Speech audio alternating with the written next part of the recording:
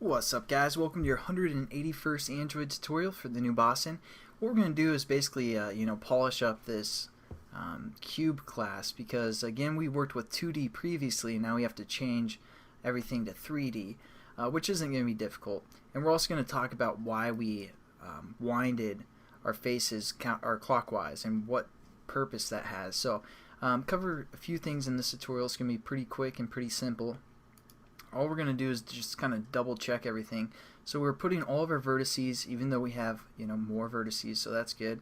And we're also taking all of our floats from our list times 4 as well, so it's not going to be 24 anymore. If you guys put 24 right here the last time, you want to change it so it updates and it locates all that all those bytes of data that we're going to be using. And it's the same for our indices or index list here. So again, we're just timesing that by 2 bytes for short, and we're putting all those values within our buffer. And now all we have to do is we have to double check everything down here. Yeah, everything looks pretty good except for this vertex pointer, because again we were working with 2D before, so we just want to change that to 3 dimensions. And again, we aren't skipping anything, so our stride's going to be 0. Still working with floats and the same buffer. And then also, yeah, we're working with triangles, so that's good. And we're also inputting the length of our indices, so that's good as well. And everything else looks pretty good. So it looks like our cube is updated, and we'll be able to draw this cube in 3D.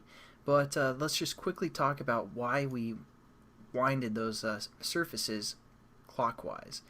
Because again, all the inside faces of that cube are never going to be seen, unless if our camera is inside the cube, obviously.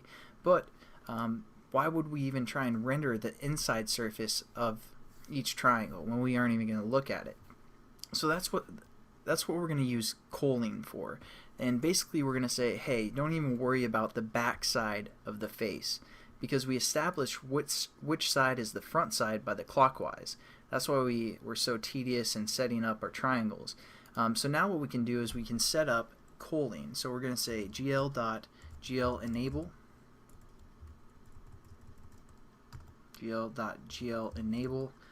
and we're just going to refer to the gl10 class .gl _col face. That's just going to allow us to be able to kind of remove the back of the face and not worry about that. So how we do that now that we've enabled it is we're just going to say gl.gl col face, and we have to refer to which face we want to ignore for the most part, so we're just going to say gl10.gl back.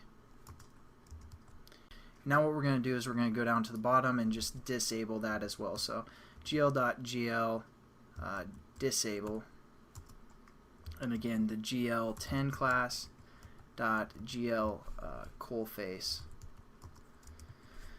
So there we go. That's what Culling does, is we can remove or not worry about one face if it's never going to be seen. And that's the basic setup there. We just had to enable it and then tell it what face we wanted to ignore and then disable it. So let's render it, check that out, see what's going on, make sure our square looks good, or our cube. Why do I keep saying that? Oh man, just editing that last video, I'm like, I need to go back to like 3rd grade geometry, because I kept calling cubes squares and triangles cubes and all that stuff. Alright, it looks like something's messed up. I must have messed up on one of our triangles, but as you can see, for the most part we're getting some sort of a cube. And as you can see here, this is what we're going to do in the next tutorial, is learn about rotation, and it's going to be pretty simple, pretty easy, but I'll see you guys then, and have a